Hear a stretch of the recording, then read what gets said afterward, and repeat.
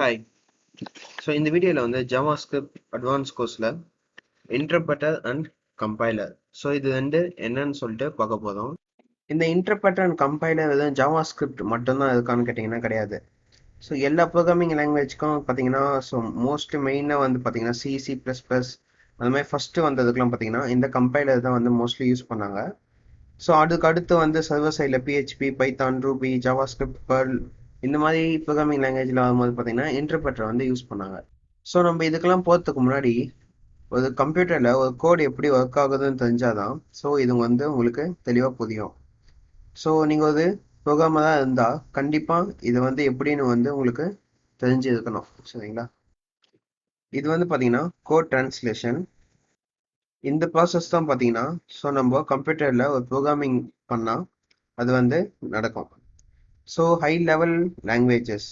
So high level language எதெல்லாம் சொல்லுவாங்க பார்த்தீங்கன்னா Python, JavaScript, pearl, PHP. So இதெல்லாம் வந்து பார்த்தீங்கன்னா high level programming languages. So low level programming வந்து சொல்லுவாங்க C++. சரிங்களா? இந்த மாதிரி லாங்குவேஜ்லாம் லோ லெவல் லாங்குவேஜ். ஸோ அதை அண்டர்ஸ்டாண்ட் பண்ண கொஞ்சம் கஷ்டமாக இருக்கும். ஸோ இது ஜாவாஸ்கிரிப்ட் இதெல்லாம் வந்து அண்டர்ஸ்டாண்ட் பண்ணால் கொஞ்சம் ஈஸியாக இருக்கும். சரிங்களா? ஸோ அதனால ஹை லெவல் லோ லெவல்னு சொல்கிறாங்க. ஸோ நம்ம ஜாவாஸ்கிரிப்ட் பார்க்கறதுனால நான் வந்து ஹை லெவல் லாங்குவேஜ்னு போட்டிருக்கேன். ஓகே, இப்போ நம்மளுக்கு வந்து ஹை லெவல் லாங்குவேஜ் வந்து என்ன பண்ணுறோன்னா with the help of compiler or interpreter. சரிங்களா? ஸோ ஃபஸ்ட்டெல்லாம் வந்து எதனா ஒன்று தான் யூஸ் பண்ணிட்டு இருந்தாங்க, கம்பைலர் ஆர் இன்டர்பிரட்டர். ஸோ அதனாலே வந்து ரொம்ப ஸ்லோவாக இருந்தது. ஸோ இப்போ ரெண்டுமே கம்பைன் பண்ணி யூஸ் பண்ணுறதுனால பார்த்தீங்கன்னா நம்ம வந்து ஸ்பீடாக யூஸ் பண்ணுறாங்க. ஸோ அது எப்படி கம்பைன் பண்ணி யூஸ் பண்ணுறாங்க அதெல்லாம் வந்து ஃபியூச்சர் வீடியோஸில் வந்து பார்க்கலாம். ஸோ இந்த ஹை லெவல் லாங்குவேஜ் வந்து நம்ம அசம்பிளி லாங்குவேஜ்க்கு மாற்றணும். ஸோ அசம்பிளி லாங்குவேஜ்னா எப்படின்னு கேட்டிங்கன்னா ஒரு மிஷின் கோடு ரன் ஆகும்னா ஸோ அதுக்குன்னு ஒரு ஸ்டாண்டர்ட் இருக்கும். ஸோ எக்ஸாம்பிள் சொல்லணும்னா இப்போ எல்லாருமே வந்து ஜாவாஸ்கிரிப்ட் இன்ஜினை வந்து கிரியேட் பண்ண முடியும். ஸோ எப்படி கிரியேட் பண்ணணும்னா எக்மா ஸ்டாண்டர்ட்னு சொல்லிட்டு. ஸோ அதே மாதிரி ஒரு மிஷின் கோடு வந்து ஒரு ஸ்டாண்டர்ட் இருக்கும். ஸோ எல்லா மிஷின்லேயும் வந்து ரன் ஆகிறதுக்காக மிஷின் கோடுக்குன்னு ஒரு ஸ்டாண்டர்ட் இருக்கும். ஸோ அந்த ஸ்டாண்டர்டை கிரியேட் பண்ணது தான் பார்த்தீங்கன்னா இந்த அசம்பிளி லாங்குவேஜ். ஸோ எல்லாருமே பார்த்தீங்கன்னா இந்த அசம்பிளி லாங்குவேஜ் ஒரு ஸ்டாண்டர்டாக வச்சு தான் இந்த மாதிரி ப்ரோக்ராமிங்ஸ் வந்து கிரியேட் பண்ணுவாங்க. ஸோ அப்போ நீங்கள் பார்த்தீங்கன்னா so high level programming language இருந்தாலும் அட்லாஸ்ட் வந்து அது அசம்பிளி லாங்குவேஜில் தான் இன்டர்சேஞ்ச் பண்ணி கொடுக்கும். ஸோ இதுக்கு வந்து பார்த்தீங்கன்னா அசம்பிளர்னு வந்து முன்னாடியே வந்து ப்ரோக்ராமிங் பண்ணி வச்சுருப்பாங்க, ஒரு சர்டைன் ப்ரோக்ராம் தான். ஸோ இந்த கம்பைலர், இன்டர்பிரட்டர், அசம்பிளர், சரிங்களா, இது எல்லாமே வந்து ஒரு ப்ரோக்ராமிங் தான். ஸோ அது எதுவும் அது உள்ள வந்து எக்ஸ்ட்ரா மிஷின்ஸில் எதுவும் கிடையாது. ஸோ இந்த ப்ரோக்ராம் தான். ஸோ அது வந்து இந்த அசம்பிளிலேருந்து மிஷின் கோடுக்கு ப்ரோக்ராம் பண்ணி தரும். ஸோ இந்த மிஷின் கோட் டைரெக்டாக என்ன பண்ணால் ப்ராசஸர் சென்ட் பண்ணி அதில் இருக்க அரித்மெட்டிக் அண்ட் லாஜிக் கால்குலேஷன்ஸ்லாம் போட்டு ஸோ அது வந்து நம்மளுக்கு டிஸ்பிளே பண்ணுது. ஸோ இந்த ப்ராசஸர்லாம் பார்த்தீங்கன்னா ரொம்ப அட்வான்ஸ் லெவலில் வந்துச்சு இப்போலாம். ஸோ எம்பெடட் சிஸ்டம் இதை பற்றி வீடியோ போட்டுட்ருக்கேன். இன்னும் கொஞ்சம் வந்து நிறைய வீடியோ போட வேண்டியதாக இருக்குது. ஸோ இப்போதைக்கு ஸ்டாப் பண்ணி வச்சுருக்கேன். ஸோ நம்ம இந்த மாதிரி கோடிங் பார்த்துட்டு ஒரு லைனாக வந்து அப்படியே வந்து போகலாம். ஸோ இப்போ நார்மலாக வந்து ஒரு ஐடியா கிடைச்சிருக்கும். ஸோ ஹை லெவல் லாங்குவேஜ்லேருந்து எப்படி ஒரு ப்ராசஸர் வரைக்கும் நம்மளுக்கு வந்து கோடிங் வந்து போகுதுன்னு சொல்லிட்டு. ஸோ இப்போ வந்து நம்ம இன்டர்பிரட்டர் அண்ட் கம்பைலர் போகலாம். ஓகே, ஸோ இப்போ வந்து கம்பைல்டு, சரிங்களா? ஸோ இன்டர்பிரட்டர்னு சொல்லிட்டு ரெண்டு இருக்கு. ஸோ கம்பைலரில் என்ன பண்ணால் ஒரு லாங்குவேஜ் வந்து நம்ம கிரியேட் பண்ணால் அதை வந்து டைரெக்டாக வந்து ஒரு மிஷின் கொடுக்க இன்டர்சேஞ்ச் பண்ணி கொடுக்கும். சரிங்களா? ஸோ இது நடுவில் வந்து எந்த ஒரு என்விரான்மெண்ட்டும் ரன் ஆகாது.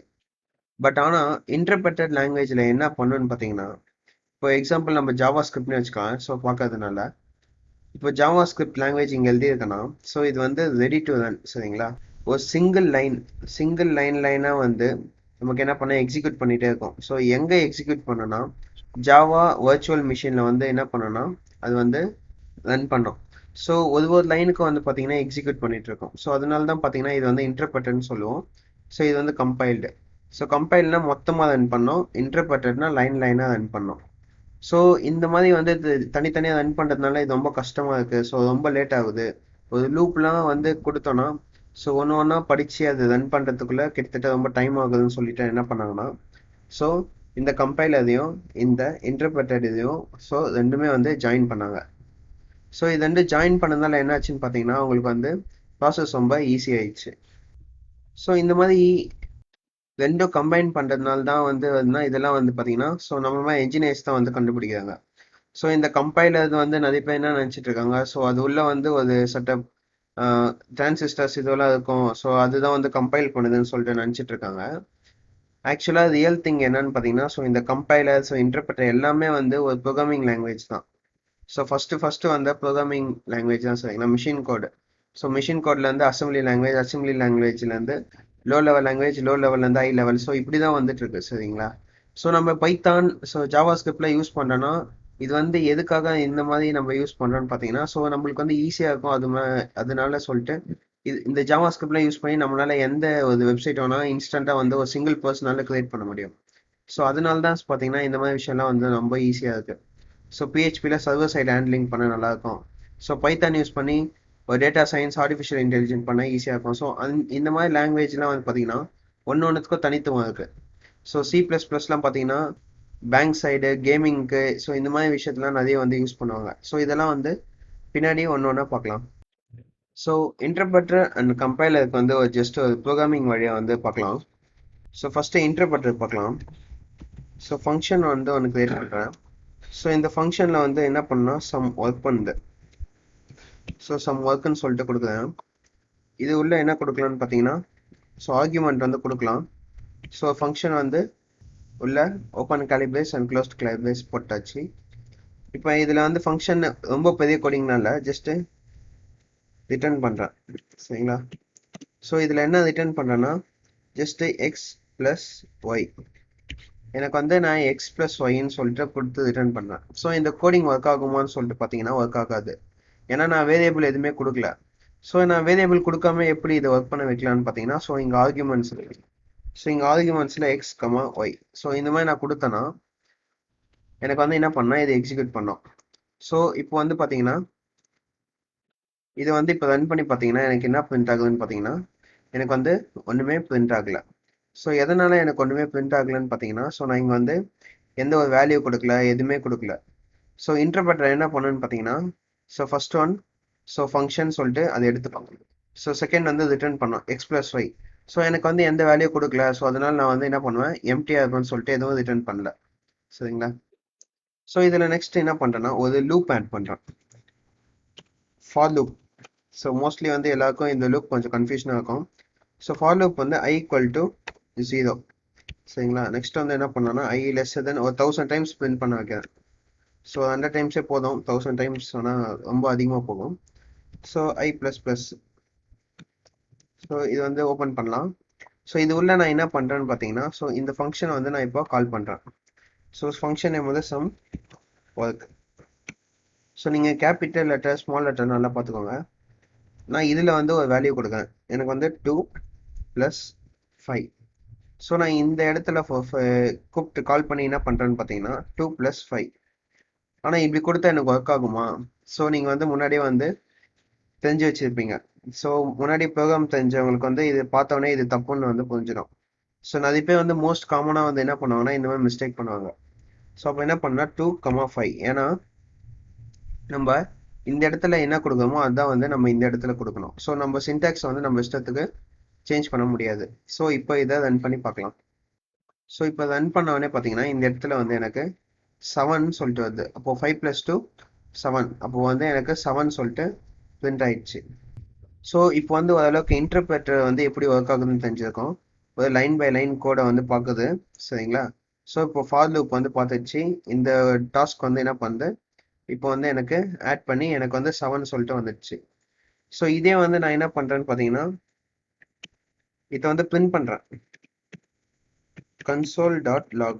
console.logல என்ன பண்ணுறேன்னு பார்த்தீங்கன்னா ஐயை வந்து பிரிண்ட் பண்ணுறேன். ஸோ நான் இப்போ ஐயை வந்து ரன் பண்ணனா என்ன வேல்யூ வருதுன்னு சொல்லிட்டு நீங்கள் கெஸ் பண்ணியிருப்பீங்க. ஸோ இப்போ இந்த இடத்துல பார்த்தீங்கன்னா எனக்கு வந்து 99 வரைக்கும் வந்திருக்கு சரிங்களா. ஸோ அப்போ வந்து எனக்கு என்ன ஆயிருக்குன்னா, ஸோ 0ல் ஸ்டார்ட் பண்ணி எனக்கு 99 வரைக்கும் எனக்கு வந்து ரன் ஆகியிருக்கு. ஸோ இந்த மாதிரி லூப்லாம் வரும்போது பார்த்தீங்கன்னா இன்டர்பிரட்டர் வந்து ரொம்ப டைம் எடுக்கும் சரிங்களா. ஸோ கம்பைலர் வந்து டைம் எடுக்காது. அது ஒரு விஷயம். இன்னொரு விஷயம் என்னன்னு கேட்டிங்கன்னா, இன்டர்பிரட்டர் வந்து லைனாக ஒர்க் ஆகும். ஸோ இப்போ நான் இந்த இடத்துல வந்து என்ன பண்ணுறேன்னா, இந்த இடத்துல வந்து ஒரு ஈக்குவல் டு எக்ஸ் இந்த மாதிரி நான் ஒரு வேல்யூ கொடுத்தேன்னு வச்சுக்கோங்க. ஸோ இன்டர்பிரட்டரில் ரன் பண்ணணும்னு வச்சுக்கோங்களேன், இது வந்து எனக்கு வந்து எதை வந்து காமிக்கும், பட் அதே வந்து கம்பைலர் வந்து நான் இப்போ ரன் பண்ணனா, ஸோ இது வந்து அண்டர்ஸ்டாண்ட் பண்ணும். ஸோ இதில் வந்து என்ன கொடுத்துருக்காங்க, இப்போ கம்பைலர் வந்து என்ன பண்ணுன்னு பார்த்தீங்கன்னா, எடுத்த உடனே லைன் பை லைனாக அண்டர்ஸ்டாண்ட் பண்ணாது. ஸோ ஒரு ஃபுல் கோடிங்கை வந்து ஃபுல்லாக அண்டர்ஸ்டாண்ட் பண்ணி ஒரு சோர்ஸ் ஃபைலை வந்து கிரியேட் பண்ணோம். ஸோ அந்த சோர்ஸ் ஃபைலை நம்ம எப்போ கால் பண்ணாலும் அந்த ஃபங்க்ஷன் வந்து ரன் ஆகும். பட் இன்டர்பிரட்டர் அப்படி கிடையாது. ஸோ இந்த ஃபங்க்ஷனை வந்து லைன் பை லைனாக தான் எக்ஸிக்யூட் பண்ணோம். இன்கேஸ் நடுவில் வந்து எதாவது ஸ்டாப் ஆயிடுச்சுனாலும் திரும்ப ஃபர்ஸ்ட்ல இருந்து தான் வந்து எக்ஸிக்யூட் பண்ணோம். ஸோ இந்த மாதிரி விஷயத்தினால தான் இதுதான் வந்து பார்த்தீங்கன்னா இன்டர்பிரட்டர் அண்ட் கம்பைலருக்கும் டிஃப்ரென்ஸ். ஸோ அட் லாஸ்ட் வந்து பார்த்தீங்கன்னா நீங்கள் இன்டர்பிரட்டர் யூஸ் பண்ணாலும் சரி, கம்பைலர் யூஸ் பண்ணாலும் சரி, ரெண்டுமே வந்து லாஸ்ட்ல மிஷின் லாங்குவேஜில் தான் வந்து முடியும். ஓகே காய்ஸ், இப்போ அளவுக்கு வந்து பார்த்தீங்கன்னா இன்டர்பிரட்டர் அண்ட் கம்பைலருக்கு வந்து ஓரளவுக்கு வந்து ஐடியா கிடைச்சிருக்கும். சரிங்களா? ஸோ இந்த அளவுக்கு வந்து ஒரு ஐடியா இருந்தாலே போதும், நம்ம வந்து ப்ரோக்ராமிங்குள்ளே போகலாம். ஸோ அடுத்த இன்டர்பிரட்டர் அண்ட் கம்பைலருக்கு அடுத்த டாபிக் என்னன்னு பார்த்தீங்கன்னா கோட் ஆப்டிமைசேஷன். ஸோ இந்த கோட் ஆப்டிமைசேஷன் வந்து பார்த்தீங்கன்னா ரொம்ப இம்பார்ட்டண்ட்டான ஒன்று. ஸோ நான் இதை பற்றி இப்போ சொல்ல போகிறதில்ல, ஃபியூச்சர் வீடியோவில் வந்து இதை வந்து ரொம்ப பார்க்க போகிறோம். ஸோ அதனால தான் வந்து முன்னாடியே சொல்லிடுறேன். ஸோ இந்த கோட் ஆப்டிமைசேஷன் ஸோ எதனால் வந்து இது ரொம்ப இம்பார்ட்டண்ட்டாக பார்க்கப்படுதுன்னு பார்த்தீங்கன்னா, ஸோ முன்னாடியே இந்த ஃபோட்டோ வந்து முன்னாடி பார்த்துருப்பீங்க. ஸோ இதில் இன்டர்பிரட்டர் இதெல்லாம் பார்த்தீங்கன்னா ஸோ ஆப்டிமைஸ்டு கோடாக வந்து வெளியே வருது. ஸோ இங்கே வந்து கம்பைலர் வந்து ஆப்டிமைஸ் பண்ணுது கோடை. ஸோ நம்ம எதுக்காக ஆப்டிமைஸ் பண்ணோம்? ஸோ உங்களுக்கு வந்து இந்த கொஷின் தோணலாம். ஸோ எதனால நம்ம ஆப்டிமைஸ் பண்ணோம்? நம்ம கோடு வந்து இன்னும் ஃபாஸ்ட்டாக வந்து எக்ஸிக்யூட் பண்ணுறதுக்காக. ஒரு நல்ல ப்ரோக்ராமர் எப்பவுமே என்ன பண்ணுவாங்கன்னு பார்த்தீங்கன்னா, அவங்க எழுதுற கோடு வந்து சிம்பிளாகவும் அண்டர்ஸ்டாண்ட் பண்ணுற மாதிரியும், ஸோ மிஷினாக இருந்தாலும் சரி, இன்னொரு ஹியூமனாக இருந்தாலும் சரி, சிம்பிளாக வந்து அண்டர்ஸ்டாண்ட் பண்ணுற மாதிரி தான் வந்து எழுதணும் ஒரு கோடை. ஸோ அப்போ தான் வந்து பார்த்தீங்கன்னா நிறைய பேர் வந்து அந்த ப்ரோக்ராம் வந்து யூஸ் பண்ணுவாங்க.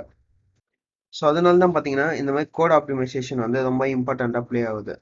ஸோ ஆர்கியூமெண்ட்ஸ், ஸோ ஃபங்க்ஷனில் யூஸ் பண்ணுற ஆர்கியூமெண்ட்ஸ்னால நம்மளுக்கு லேட் ஆகும். ஸோ இந்த மாதிரி loops, so delete key, so இந்த மாதிரி விஷயங்கள்லாம் வந்து நம்ம அடுத்தடுத்த வீடியோவில் வந்து பார்த்துட்டே வரலாம். ஸோ ஓகே, இப்போ வந்து நான் வந்து நிறைய ஸ்லைட்ஸ் போடுறேன், எனக்கு புரியுது. பட் இருந்தாலும் சரி, ஸோ இதெல்லாம் வந்து உங்களுக்கு வந்து தெரியணும். ஒரு ப்ரோக்ராமிங்காக வந்து இதெல்லாம் வந்து அண்டர்ஸ்டாண்ட் பண்ணால் தான் நம்ம அடுத்து ப்ரோக்ராமிங் பண்ணும்போது உங்களுக்கு வந்து ஒரு ஒரு விஷயமும் ஈஸியாக தெரியும். ஸோ இன்னொரு திங் என்னன்னா, ஜஸ்ட் உங்கள் ப்ரௌசர் வந்து ஓப்பன் பண்ணிக்கோங்க. ப்ரௌசரில் வந்து F12 அமுத்துனீங்கன்னா ஜஸ்ட்டு ஸோ இந்த மாதிரி இன்ஸ்பெக்டர் வந்து ஓப்பன் ஆகும். ஸோ இந்த இன்ஸ்பெக்டரை வந்து ஜஸ்ட் கிளிக் கொடுத்தீங்கனாலே போதும், இந்த மாதிரி கோடிங் வந்து நீங்கள் பார்க்கலாம். சரிங்களா? ஸோ இது மோஸ்ட்லி நிறைய பேருக்கு தெரியும். நீங்கள் ஜாவா ஸ்கிரிப்ட்லாம் யூஸ் பண்ணணும்னா ஜஸ்ட் ஒன்றும் இல்லை, இங்கே கன்சோல்னு இருக்கு இல்லை பார்த்தீங்களா? ஸோ நான் இது வந்து ஃபயர்ஃபாக்ஸில் யூஸ் பண்ணுறேன். குரோமில் வந்து கொஞ்சம் டிஃப்ரெண்ட்டாக இருக்கும். ஸோ சேம் தான், பட் ரன் வந்து பார்த்தீங்கன்னா ஸோ அதெல்லாம் கொஞ்சம் டிஃப்ரெண்ட்டாக இருக்கும். நீங்கள் ஜாவா ஸ்கிரிப்ட் கோடை வந்து நம்ம இங்கேயே வந்து எழுதிக்கலாம். ஸோ இந்த இடத்துல வந்து நம்ம எழுதலாம். ஸோ எக்ஸாம்பிள் பார்த்தீங்கன்னா ஒரு variable, so A equal to 1ன்னு சொல்லிட்டு எழுதுறேன். ஸோ அதே வந்து நான் இங்கே என்ன பண்ணுறேன்னா ஸோ கன்சோல் டாட் லாக், அதில் வந்து என்ன பண்ணுறேன்னா இந்த ஏ வந்து பிரிண்ட் பண்ணுறேன். ஸோ இப்போ நான் வந்து ரன் பண்ணுறேன். ஸோ இங்கே வேல்யூ பார்த்தீங்கன்னா எனக்கு வந்து 1ன்னு வந்துச்சு. ஸோ இதுக்கு வந்து பார்த்தீங்கன்னா நம்ம ப்ரௌசர்லேயே வந்து கூட ரன் பண்ணிக்கலாம். ஸோ அப்படியே இல்லை, எனக்கு வந்து நான் வந்து கற்றுக்கணும், இன்னும் அட்வான்ஸ் லெவலாக கற்றுக்கணும் அப்படின்னு சொன்னீங்கன்னா, ஸோ ஒரு டைம் இங்கே இன்ஸ்பெக்டரில் போனீங்கன்னா இங்கே மேலே இருக்கிற HTML கோடுக்கு வந்து பார்த்தீங்கன்னா இங்கே கீழே வந்து டெஃபினிஷன், ஸோ இதில் எப்படி ப்ரோக்ராம் பண்ணாங்களோ அது வந்து இங்கே கொடுத்துருப்பாங்க. ஸோ இதெல்லாம் வந்து கிளிக் கொடுத்து நீங்கள் உள்ளே போய் ஸோ எப்படி பண்ணியிருக்காங்க, எந்த டேட்டா பேஸ் கூட எப்படி கனெக்ட் பண்ணியிருக்காங்க, ஸோ அந்த மாதிரிலாம் பார்க்கலாம். ஓகே காய்ஸ், இப்போ வந்து ஒரு அளவுக்கு வந்து உங்களுக்கு ஒரு ஐடியா கிடைச்சிருக்குன்னு நினைக்கிறேன். ஸோ இன்னும் வந்து ஒரு 4-5 கான்செப்ட் வந்து இம்பார்ட்டண்ட்டாக இருக்குது. ஸோ ஃபவுண்டேஷன் வந்து ஃபஸ்ட்டு பார்ப்போம். ஸோ அதை பார்த்துட்டு அதுக்கப்புறம் கொஞ்சம் கொஞ்சமாக வந்து கான்செப்டுக்குள்ளே போகலாம். ஸோ நம்ம இப்போ எல்லாமே வந்து பார்த்தோன்னா இந்த ஜாவா ஸ்கிரிப்ட் என்ஜின் பேஸ் பண்ணி தான் பார்த்துட்ருக்கோம். ஸோ இது வரைக்கும் பார்த்தீங்கன்னா பேஸ்டான என்னன்னு பார்த்துருப்போம், அப்ஸ்ட்ராக்ட் சின்டாக்ஸ் ட்ரீ எப்படி ஒர்க் ஆகுதுன்னு பார்த்துருப்போம். இந்த வீடியோவில் வந்து இன்டர்பிரட்டர் அண்ட் கம்பைலர் எப்படி ஒர்க் ஆகுதுன்னு பார்த்துருப்போம். ஸோ இது ஓரளவுக்கு வந்து பேசிக்காக டாப்பில் பார்த்தாச்சு. ஸோ நெக்ஸ்ட் வந்து call stack and memory heap, so இது ரெண்டு எப்படி ஒர்க் ஆகுதுன்னு சொல்லிட்டு அடுத்த வர வீடியோவில் பார்க்கலாம். தேங்க்யூ ஃபார் வாட்சிங் கைஸ்.